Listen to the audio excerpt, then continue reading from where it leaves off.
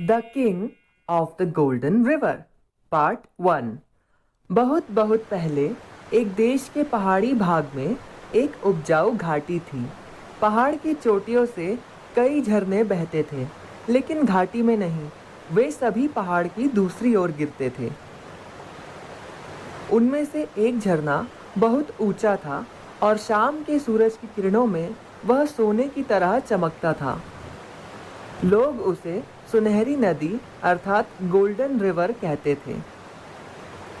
अब हालांकि घाटी की ओर नीचे बहने वाली कोई धाराएं नहीं थी, हवा लगातार बादलों को घाटी में ले आया करती थी। यहाँ तक कि जब देश का बाकी का हिस्सा सूखा होता था, तब भी घाटी में हमेशा वर्षा होती रहती थी। घाटी में हवा और बादलों ने फसलों को हरा, घास को ऊंचा, सेब को लाल, अंगूर को बैंगनी और शहद को मीठा बना दिया था। लोग उसे खजाने की घाटी अर्थात ट्रेजर वैली कहते थे।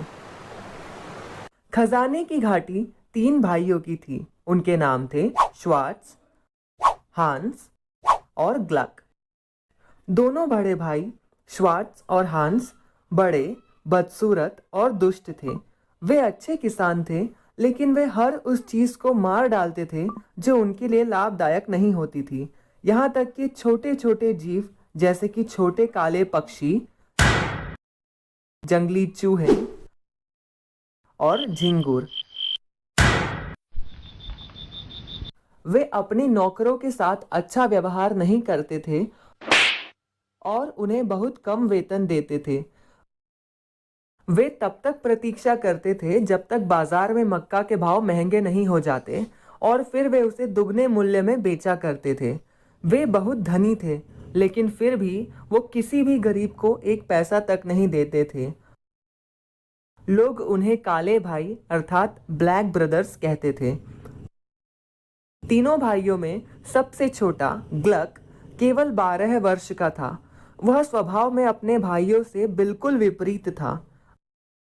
वह हर जीव पर दया करता था, हालांकि उसके अपने भाई उसके साथ अच्छा व्यवहार नहीं करते थे और उससे घर के सभी काम करवाते थे, जैसे कि खाना पकाना, साफ सफाई, मरम्मत इत्यादि। एक शाम दोनों भाई किसी कारणवश घर से बाहर जा रहे थे। जाते जाते उन्होंने हमेशा की तरह ग्लक को चेतावनी दी। किसी को भी अंदर मत बुलाना और किसी को भी कुछ मत देना। ग्लक को उनके लिए रात का भोजन तैयार करना था। बाहर बहुत तेज बारिश हो रही थी और मौसम भी बहुत ठंडा था। तभी किसी ने दरवाजे पर दोहरी दस्तक दी। ग्लक खिड़की के पास गया और उसने अपना सिर बाहर निकालकर देखा कि वह कौन है। उसने द्वार पर अत्यधिक असाधारण दिखने वाले सज्जन मनुष्य को खड़े देखा। वह अजीब सज्जन कद में बहुत छोटे थे और उनकी नाक बड़ी, गाल लाल, मूछें घुंघराली और आंखें आनंदमय टिमटिमाती थीं। उन्होंने अपने ही जितनी ऊंची एक चोटीदार टोपी पहनी थी और अपने से 4 गुना लंबा चोगा पहना हुआ था। उन अजीब सज्जन ने ग्लक से कहा, मैं गीला हूँ, कृपया मुझे अंदर आने दो। यह सुनकर ग्लक ने उत्तर दिया, मैं क्षमा चाहता हूँ महोदय, मुझे बहुत खेद है, मगर मैं आपको अंदर नहीं बुला सकता।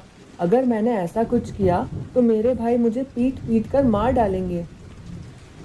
लेकिन ग्लक ने देखा कि बारिश बहुत तेज हो रही थी और ठंड भी बहुत थी और वह सज्जन भी बहुत गीले लग रहे थे, इसलिए उसने द्वार खोल दिया और उन सज्जन मनुष्य को भीतर आने दिया। ग्लक ने सोचा कि वह थोड़े समय के लिए उन सज्जन मनुष्य को अंदर रखेगा, जिससे उन्हें गर्मी मिलेगी और अपने भाइयों के आने से पहले वह उनसे जाने के लिए कहेगा। हालांकि उन सज्जन की वहां से जाने की कोई योजना नहीं थी। उल्टा उन्होंने ग्लक से कहा, बेटा, मैंने 2 दिनों से कुछ नहीं खाया है, मैं बहुत भूखा हूँ। यह सुनकर ग्लक का हृदय पिघल गया और उसने उन सज्जन को अपने खाने का एक हिस्सा देने का निश्चय किया। लेकिन इससे पहले कि वह सज्जन कुछ खाते, वे दोनों दुष्ट भाई लौट आए। नन्हे सज्जन को घर में बैठा देखकर वह दोनों दंग रह गए। देखते ही देखते दोनों भाई ग्लक पर चिल्लाने लगे। श्वार्ट्स ने ग्लक को बेलन फेंककर मारा। उसी क्षण सज्जन ने अपनी चोटीदार टोपी बीच में डाल दी, जिससे वह बेलन घूमते हुए जाकर कमरे के कोने में गिर गया। दोनों भाई सज्जन की ओर मुड़े और बोले, निकल जाओ मेरे घर से बाहर। उन नन्हे सज्जन ने विनम्रता पूर्वक स्वर में उनसे कहा, कृपया मुझे अंदर रहने दीजिए, बाहर बहुत ठंड है और गीला भी है। मगर उन दुष्ट भाइयों ने उनकी एक न सुनी। वे बूढ़े सज्जन को घर से बाहर फेंकने के लिए उनकी ओर दौड़े। लेकिन आश्चर्य की बात है, वे दोनों दुष्ट भाई उन्हें छू तक नहीं पाए। इसके बजाय वे दोनों स्वयं उस बेलन की ही तरह घूमते हुए कोने में जा गिरे। तभी उन वृद्ध सज्जन ने अपना चोगा और टोपी बटोर कर कहा, आज रात 12 बजे मैं वापस आऊंगा, पर चूंकि तुमने मेरे साथ बहुत बुरा व्यवहार किया है, इसलिए यह हमारी आखिरी मुलाकात होगी। उसके बाद वह वहां से बवंडर की तरह चले गए। उस रात एक बड़े तूफान ने भाइयों को नींद से जगा दिया। तूफान ने घर को हिला दिया और छत को उड़ा दिया। एक बार फिर दुष्ट भाइयों ने उन सज्जन को देखा। वह एक बादल के ऊपर बैठे थे जो ऊपर नीचे उछल रहा था। दुष्ट भाइयों से वह सज्जन बोले, तुम दोनों अपने भाई ग्लक के कमरे में जा सकते हो, मैंने उसे नहीं तोड़ा है। याद रखना, यह हमारी आखिरी मुलाकात है। तुम्हें टेबल पर मेरा कार्ड मिल जाएगा। इन शब्दों के साथ वह सज्जन गायब हो गए। सवेरे दुष्ट भाइयों ने खिड़की से देखा कि तूफान अपने साथ खजाने की घाटी के सारे पेड़ और फसलें बहाकर ले गया है।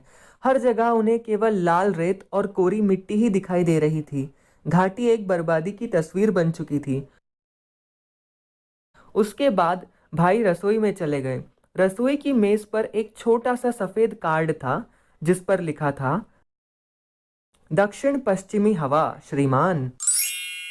हेलो फ्रेंड्स, आपको ये कहानी कैसी लगी कमेंट्स में ज़रूर